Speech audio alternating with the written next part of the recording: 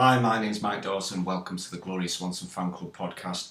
I am recording this introduction after doing the interview. My guest today is, of course, Rich Rolls, author of Finding Ultra. A man who went from couch potato through alcoholism, becoming a vegan and ultra athlete, one of the fittest guys in the world, all on plants. What he didn't know when we recorded the interview was that I've read his book. I've read his book more than once. In the book, he came up with some crazy idea that in 30 days on just plants, you could feel more alive, more energetic and healthier. And I decided to test that to the letter. And he was absolutely 100% right. I've just cycled the Tour de France from the start line to the finish line. I've got a 100-mile event cycling next week and loads of other stuff. A million miles away from what this guy's achieved, but as he says, and he's been quoted as saying, you know, we've all got an ultra, we've all got something we can grasp onto as a crazy challenge to prove what we can really achieve. And so, yeah, a million miles away, but still absolutely amazing. If you don't know his story, do stick around. He's going to tell you all about that very, very soon. He's got one of the best wellness blogs out there on the internet, and he is the author of Finding Ultra. As usual, all your links are going to be around down there. So stick around, enjoy the interview. This is Rich Rolls, author of Finding Ultra. All right, no problem. How are you? I'm good. Thank you so much for doing this. I can't tell you how much I appreciate it. Firstly, because I obviously I do have an introduction that you will have heard 1,000 times before about your background, your book, and your life and everything. And I'm also honoured to speak to you because of my own, because of the experience I had through your book, which may or may not come up within this discussion. But you're looking well. How's it going? It's going good. Busy here, doing my own podcast, working on books and all that kind of stuff. So I'm interested to hear a little bit more about what's going on with you. And actually, I had a question for you, if you don't mind. Oh, yeah. I wanted to know what the fascination is with Gloria Swanson and why that's the title of your show. Well, a lot of people ask that. I mean, I presume you know who Gloria Swanson was, and I'm obsessed with her. She was amazing. Really? Yeah, she was amazing. She was probably 10 times the Madonna of her time, wasn't she? She was a 1950s actress, and I started my show 9-10 years ago, and I didn't have a name for it, and I'd just been to see is it Hollywood Boulevard? Sunset Boulevard, of course. And Ping, there it was. It came out of nowhere, and people are always fascinated by that particular name for the show. So yeah, that's the reason. Yeah. Well, the amazing thing about her is not only was she this amazing actress who was in Sunset Boulevard, and I think she was nominated for an Academy Award at the very first Academy Awards because she was a silent film star before that. Yeah. But what's particularly interesting to me is that she was a vegetarian and one of the first proponents of a macrobiotic diet. And she married one of her 6 husbands, I think maybe her 6th, because she married a lot, was this guy, William Duffy, who wrote a book called Sugar Blues, which was one of the early sort of health food books in the 1970s.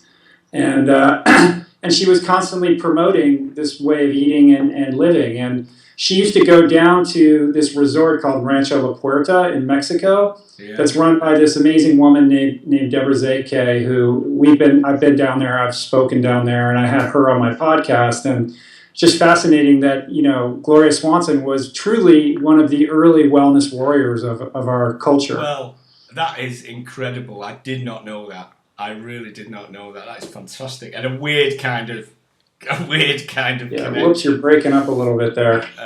Yeah, can you hear me now? I lost. Yeah. Hello. Yeah, I can hear. Yeah, it was a really kind of strange connection that, and I didn't know that at all. Absolutely didn't know that at all. But I want to talk about you. Let's do it. As I say, I mean, it's a fascinating story. I don't know whether you get sick of telling it. It's an amazing book. But I really want to follow it in a very kind of chronological way, because I know that you had probably from your grandfather as an athlete, and your upbringing was what you describe as being, excellent, good family, etc. I mean, just build that picture for me. Right. So I was always kind of an awkward, insecure kid. One of those kids who just never felt comfortable in his own skin, and had difficulty making friends. I was cross-eyed at birth. I wore a patch on my eye and had headgear orthodontia. Not exactly a vision for you. But I discovered the sport of swimming at a young age, and I really took to it. It was really kind of the first thing that I was sort of naturally had a predisposition for, and that really kind of became my life. I loved everything about it, and the more I swam, the kind of better my life got. I was not a naturally good student, but as I sort of learned life skills through swimming, I became a better student. And by the time I was a senior in high school, I was one of the top high school swimmers in the country, and I got recruited to colleges, etc. And really kind of like the world was my oyster. I got into Harvard, I got into Princeton, and I ultimately decided to go to Stanford, which had the #1 swimming program in the country at that time. And I was going to be a walk-on there because I was good, but I wasn't like Olympic quality good. But it was a phenomenal institution, and really like I had the world, by the tail at the time. But around that time is when I discovered the mysterious, wonderful effects of alcohol, and I'm one of those guys who kind of was an alcoholic from the very first drink, and I was a functional alcoholic for many years, but my life slowly degraded. The first thing that went was my swimming career. Alcoholism really took that away from me, and I never really felt that I achieved my potential as an athlete. And somehow I was able to, squeak through law school and get a decent job as a lawyer and all these sorts of things. But by the time I was about 30 years old, my life was really falling apart rapidly. I was a round-the-clock drinker. I started, not every morning, but regularly I would start my morning with a vodka tonic in the shower, and I would sneak drinks throughout the day and hide my empties and kind of live this secret, second life that actually wasn't so secret. Anybody who knew me knew that I was having a big problem. And weekends were, blackout fueled binges that had me waking up in strange places and all the kind of things that happen to an alcoholic. And basically, I had that moment one day where I woke up and just decided I needed to change. It was a very, it was a morning not unlike so many other mornings that I had woken up hungover, but something was different. And I just felt compelled to act. And ultimately what that meant is I ended up in rehab. And I went to rehab for 100 days, which is, that's not a 28-day stay. I was in rehab for quite a long time because I had a big problem that I needed to get the upper hand on. And that saved my life. And when I got out of rehab, my life was really consumed with building a strong foundation of recovery, but also trying to repair all of that damage, all the wreckage that I had caused as a result of my drug addiction and alcohol abuse. And so I was very focused on my career and kind of getting back all the things that I had lost. And so I worked double time. And as a result of that kind of commitment, I got everything back. Like I repaired my relationships with my family and my friends, and I became a responsible human being that would show up when he said he was going to show up, and, was a worker among workers. And before I knew it, I was on the partnership track at a law firm, and my life was kind of going really well. I met my wife, we got married, we were starting a family. But during that period of time, I really overlooked a crucial aspect of being a healthy person, which is my diet and my fitness. And I was basically subsisting off what a friend calls the window diet. If you can drive your car up to an establishment and roll down the window and they hand you food, you eat it. And that's how I was eating for many years. So it was cheeseburgers and French fries and nachos and Pizza Hut and Taco Bell and takeout Chinese food at the law firm. And, when you're young, you can kind of get away with that kind of thing. But, at age 39, it had really caught up to me. I put on 50 pounds. But more than the weight, I just was lethargic. I didn't have good energy. I was unenthusiastic about my life. And despite sort of, kind of this path of achieving what I thought was the American dream, I was really dissatisfied. Like, it wasn't making me happy, and I kind of felt stuck. So I was having this sort of health crisis at the same time I was sort of having this existential crisis. And these two things kind of came to a head shortly before I turned 40, when I had an episode late one evening, just simply walking up the stairs to go to bed one night, and I had to pause halfway up the staircase. I was winded, I was out of breath, sweat on my brow, tightness in my chest, buckled over, and I just thought, what has happened? You know, I was living in this denial where when I would look in the mirror, I still saw that, 21-year-old collegiate swimmer, and the reality of my situation was far different, and everything kind of snapped into focus. And,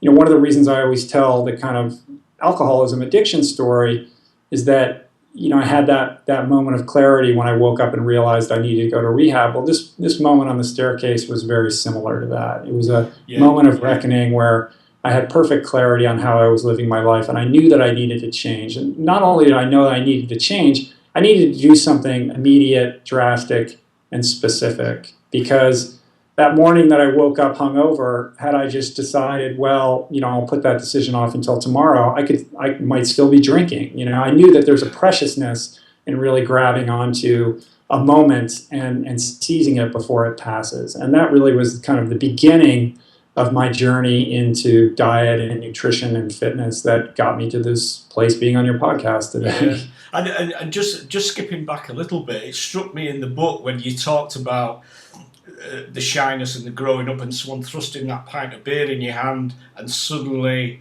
you can become fun and interesting and the centre of the party. It's not that unusual a feeling, is it? Particularly for young people.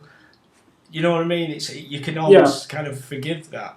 But if there was anything, just skipping back to if there was a sign or a point that you missed for someone who may be in that situation now, do you think you have to go through the full journey, or is there a point at which you could have gone, whoa, this is maybe time to be concerned? I mean, you mentioned hiding alcohol and that kind of thing. Right. I mean, certainly, there were many sort of points along the path where it was pretty clear that I had a problem and needed to change. And I think, the elevator was going down, and I could have gotten off that elevator at any time, but recovery and sobriety and implementing any kind of change in your lifestyle really is dependent upon willingness. Like, you've got to be willing. Other people can tell you need to change. You need to change your diet, or you need a new job, or you need to lose weight. But until that person is really ready to hear that message and to take responsibility for that, it's unlikely that anything is going to happen. So,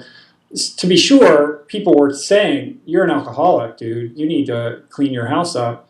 That went on for a while. And I was very aware that I was an alcoholic, but I still wasn't ready to let go. I had to come to that place myself. And I think that, in recovery, they talk about hitting your bottom, and everybody's bottom is different. And what I always say is, you don't have to, suffer any longer. At any moment, you can make that choice and never drink again.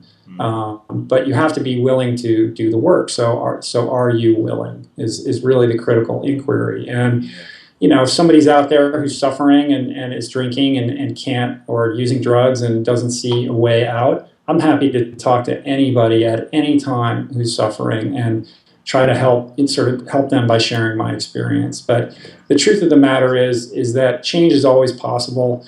No matter what your circumstance in life, you always have this sort of the ability and the domain to implement change. But that doesn't mean it's easy, but it's always there and accessible. And of course, you did make that change, and you made that change big time. You then went into initially a vegetarian diet, and then moved on from there. Tell me a little bit about that, because then you've kind of gone on the detox and. Right. So what happened was. I knew I needed to change my diet, of course. Like, I knew I couldn't continue to eat fast food, but what to do, right? And so the first thing that I did was I kind of turned to my wife. My wife is a much healthier person than I am. she wasn't like a full vegan or anything like that at the time, but she always ate much healthier than I. And if you were to open up our refrigerator at that time, there'd be a pretty clear demarcation line down the middle between the foods that she was eating and the foods that I was eating. So I wish I could say that I read a bunch of books and watched some documentaries and figured out what the ultimate human diet would be, but that's really not what I did. So I turned to her and I said, what can I do that juice cleanse that you did last year, 7-day sort of fruit and vegetable juice detox program, which was about as out of character as me saying to her, the dress and the high heels in the closet, I think I'm going to wear that to work today. Like this was not my thing. Yeah. It's very much out of my comfort zone, but I knew I needed to shake things up. And I figured that would be a good way to kind of wipe the slate clean and then figure out what I would do next. And that was a harsh 7 days. I felt the first couple days I was buckled over on the couch. I felt like I was detoxing again, back in rehab. But, if there's something I'm familiar with, it's how to weather a detox. I've done that many times. And I knew if I could stick with it, that I could get to the other side, that things would shift. And sure enough, by the end of that 7 days, I had an incredible resurgence in vitality. And all I did was drink fruit and vegetable juice and some like beet broth and took some herbs and drank some teas, but really no solid food of any substance for literally a week. And my energy level was through the roof. I just couldn't believe how this was possible. And it really struck me that the human body is a magnificent machine, because I'd abused myself with drugs and alcohol and horrible diet and lifestyle choices for so long.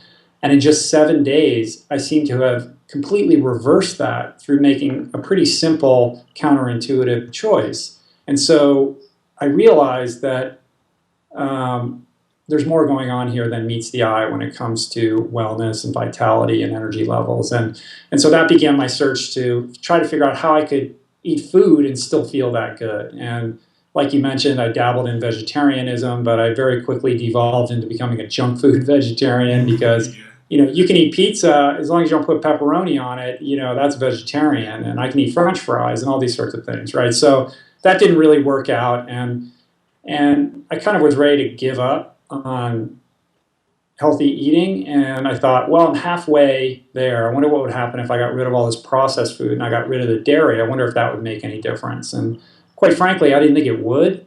And I kind of was doing it just to prove to myself that I had tried everything, sort of eliminating all these unhealthy foods from my diet.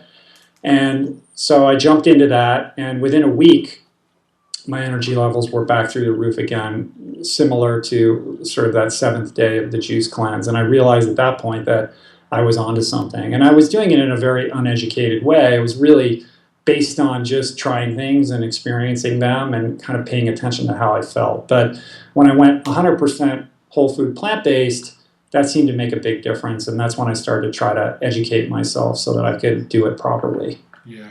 I think what I really wanted to do and what I was looking forward to doing was declaring my kind of conflict of interest, because I read your book and I think you used the word kind of heaven and the way that you felt, and I decided to test you out, and I didn't want to give you a way out and say, oh well, I kind of did it and the guy was it's probably because I didn't do it. I tried to do it by the letter, and I can categorically say it was awesome. It was awesome. And I cannot thank you enough for that and for everything that's happened since then. I can categorically say that although my experience was slightly different in that I kind of felt it might be a huge peak, but it wasn't. It was just a wonderful stability, kind of like being at level 8 and 9 all day rather than 2 to 10. So I can hopefully, hand on heart, vouch for that, and thank you for that, because very good. It was great. Absolutely awesome.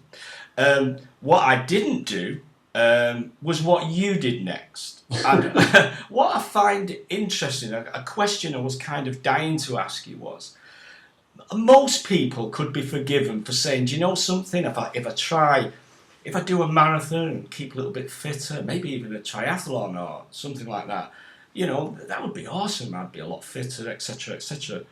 How did you go for that goal? It was immense from where you were.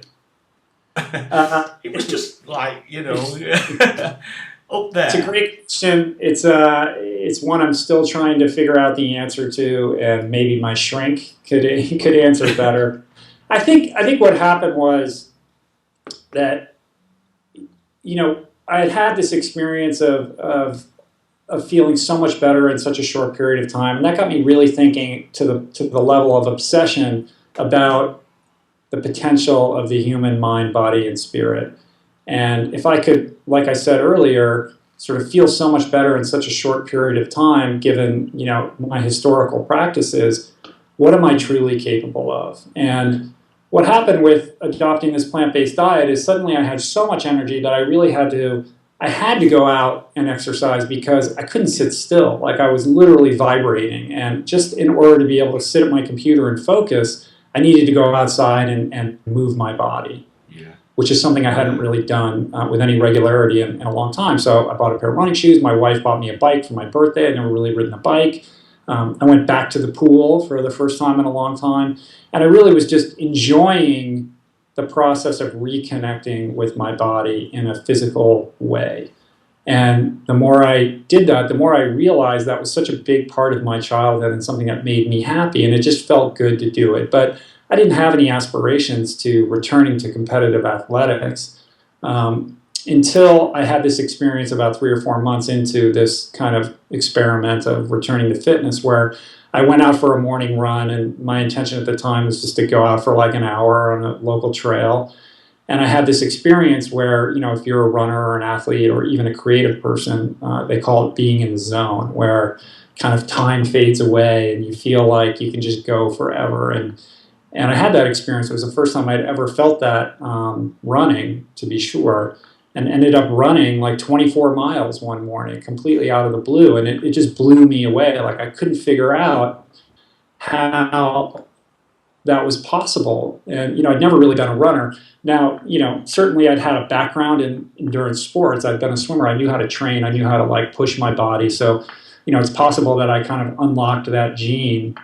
But it made me realize, again, that our human potential exceeds the limits that we place on ourselves. And also it made me think, I can't believe that I'm doing this without eating any animal products. Like, I actually feel so much better. I feel stronger without them. Like, that doesn't make any sense.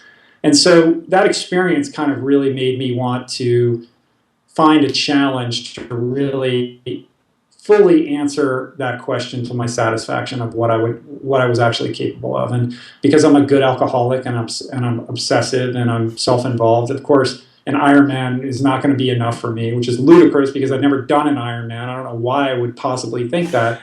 Yeah. But I read about this race called Ultraman that I'd never heard of, and I just decided this is the race for me, which made zero logical sense. It was actually insane for me to even entertain the prospect of trying to participate in this thing. But it was one of those moments where I just knew, like, the universe was speaking to me, and somehow I was going to be doing this race. And so that's kind of how I found myself in the world of ultra endurance sports, in a nutshell, I suppose. Yeah. Probably more of a personal thing. I remember when I'd gone out running micro distance compared to what you do, but at the same time I remember actually coming back and saying to my girlfriend at the time, I feel a little bit like my body has just said to my brain, hey, I bet you didn't know you could do that. Shall we do it some more? And it was invigorating. It was incredible.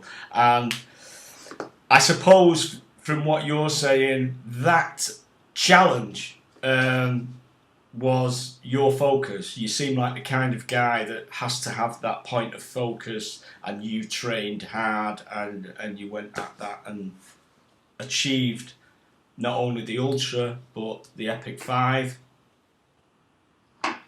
Yeah, that's right. I mean, I'm somebody who operates very well with a schedule and a goal and a plan and a program. And I knew that if I wanted to kind of answer this question for myself and tackle this Herculean sort of terribly frightening endurance challenge, that I was going to have to be really focused. And also, I think, at the time, like I mentioned earlier, I'm having this existential crisis about my life, and do I want to be a lawyer? And kind of there's something about this sort of low grade physical pain of endurance training that really kind of burns off that residue, and in an active meditation kind of way really helps you face who you truly are. And so the training really served that purpose of helping me to better understand who I am, and where I fit in the world, and what do I want to express. And so these things kind of worked in tandem.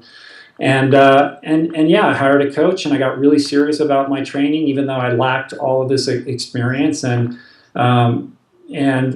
showed up at this Ultraman race in 2008. And for people that are listening who don't know what the race is, most people have heard of an Ironman. They know it's a very long triathlon. And one day in an Ironman, you swim 2.4 miles, you ride your bike 112 miles, and you run a marathon. I don't know how that converts into the metric system, because your listeners are probably in the metric system.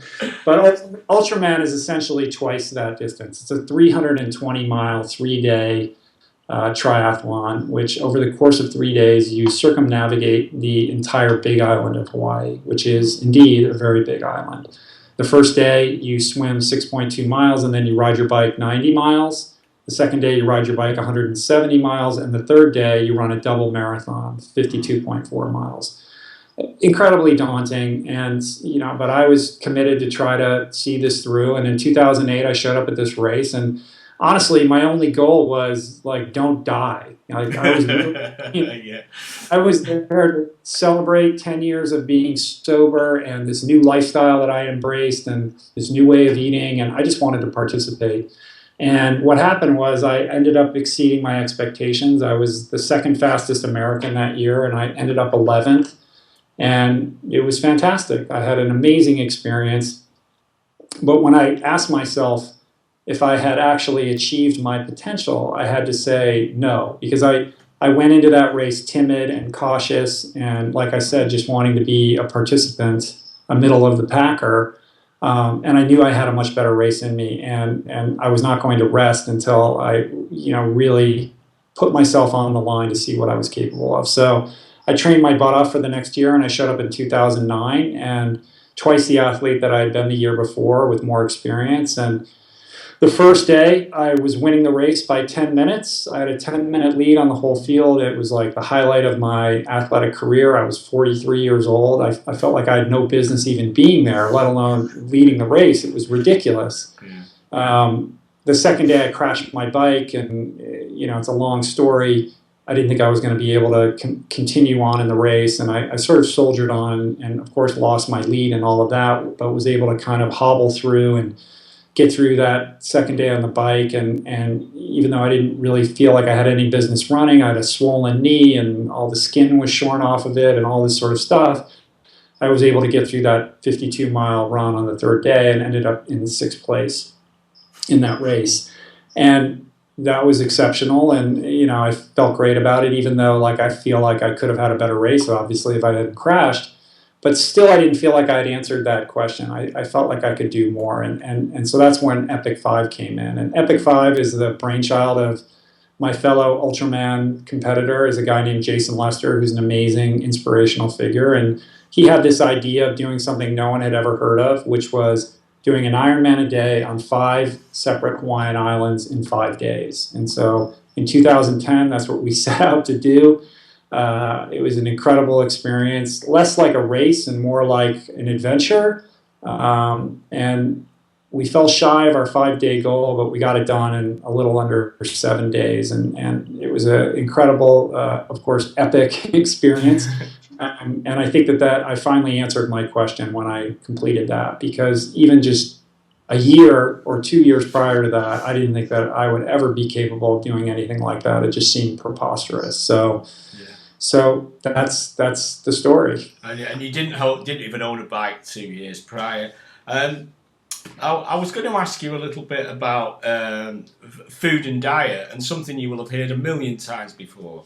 You can't be an athlete unless you eat meat. You need protein. You've got to build muscle. All that kind of thing. You are living proof that is not true. Mm-hmm. What are your thoughts on that? Well, first of all, I'd like to say that I always just share from my experience. I'm not here to tell anyone what they should or they shouldn't eat. And emotions run high when we talk about food and diet. It's right up there with religion and politics. It can be really tricky and touchy for a lot of people, and I'm sensitive to that. So I'm not here to proselytize, but I can say that there is a lot of misinformation when it comes to diet and nutrition, and certainly I was somebody who was told my whole life that milk does a body good and you need to eat, meat for strong muscles and dairy for strong bones and beef is what's for dinner and all that kind of stuff. And even to the point where I was training for Ultraman and getting stronger every week and recovering incredibly quickly. And the proof was in the pudding that this plant-based diet was working. Still in the back of my mind, I had doubt, because of these things that I've been taught my whole life. So it's taken me quite a long time to really wrestle those to the ground, and in the wake of my athletic endeavors, to really embrace this idea that we say we, but I'm really talking about myself. That I've found that I don't need animal products, and in fact, I function much better without them. And every day I get asked, "Where do you get your protein?" And it was news to me when I discovered that almost every food you eat has protein in it. And if you're eating a well-rounded plant-based diet, you are more than likely exceeding your protein intake for the day. And we're in this weird time right now where this protein message is getting pushed. Everywhere we look, we're told we need more protein, protein, protein, protein. And most people are eating 2 to 3 times the recommended daily allowance for protein. And there's no evidence or study that I'm aware of that says excess protein intake in and above your recommended daily allowance is going to make you build stronger muscles faster. And I found that I actually perform better on a plant-based diet for a couple of reasons. The first of those is that a plant-based diet is very anti-inflammatory, and inflammation is not only the enemy of your health. They're finding that it contributes to so many of these chronic diseases that we're unnecessarily suffering from. But it also is an impediment to athletic improvement because it impedes your body's ability to repair itself in between workouts. So as an athlete, you don't get better during training. You get better in the periods in between your training when your muscles are repairing themselves and rebuilding. And if you can expedite that process, if you can shorten the amount of time it takes for your body to recover in between workouts, then you are going to be able to train harder, longer, faster. You'll be able to push yourself harder. You're less likely to lose training time due to illness or overtraining and the like, or injury.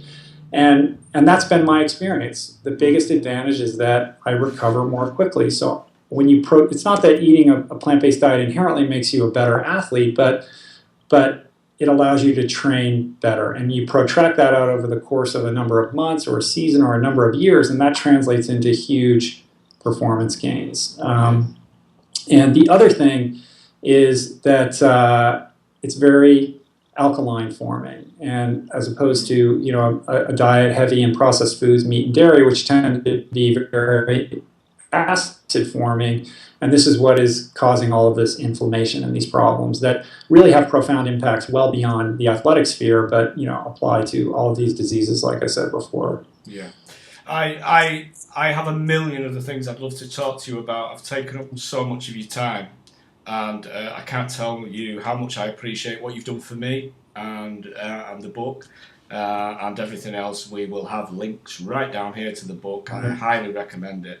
A guy like you's probably got some other challenge in the pipeline. I know the podcast is just going awesome. Some awesome guests on there on your podcast. Again, we'll link to that. But what are your personal challenges now? Where are you going from here now? Well, now things have changed as a result of the success of the book and the podcast. My life has really become more oriented around service. It's less important. I stay fit. I train every day. I'm not signed up for any races right now simply because there are so many interesting opportunities cropping up around wellness and how I can be a better service to people. So what gets me out of the bed now isn't like how fast can I ride my bike today, but more how can I impact the most number of people with this, incredible message of wellness that I've been blessed to experience myself. And so, what excites me and what challenges me is finding new ways to connect with people. So the podcast is certainly the tip of that spear, but we have a cookbook that's going to be coming out next year that I'm really excited about. I'm working on another book and doing a lot of traveling, public speaking, and the like. And, I'd like to return and race sometime next year, and I'm not sure what that looks like right now, but it's certainly, always part of, what's going to comprise my enthusiasm, I suppose. Well, I was going to kind of drop it in, and it really came out in the book. And it's just one last thing. It was kind of your wife. You were very subtle about it in the book, I think. But there was one little bit that really struck me, and there was a point at which your wife Julie said to you, "You really need to go and do this." And it was just, I just get the message that she's kind of just so supportive in what you've done right from day one, because she will have lost you for many, many hours within a week and training and everything else. I mean, I have to say that this entire transformation that I've undergone really is, I have to credit my wife. I mean, she's been amazing, and, she's an incredibly spiritually insightful person. And I think that she always says, like, I was able to see you before you were able to see you. And so she's always been my biggest champion. When I was eating fast food, she never said, stop doing that. But she was ready when I was ready. And she knew that, the training and all of this was something that I needed to do in order to find out who I am. And, I'm very lucky that I married the right woman, because it would have been very easy for her to say, enough with this nonsense, let's get on with life. Yeah. And, but she has never wavered and has always been there and supportive. And that's been a huge part of my success equation. Yeah. Fantastic. Rich, thank you so much for your time. I really appreciate it. We'll get this on our podcast. We'll get all the links to the book, which I highly recommend, and I've taken up much more of your time than I deserve. I appreciate it. Oh, thank you, Michael. It's been a pleasure talking to you. Thank you so much, and good luck with everything. All right, take it easy. Bye. Thank you. Cheers, Rich. Bye-bye. Cheers.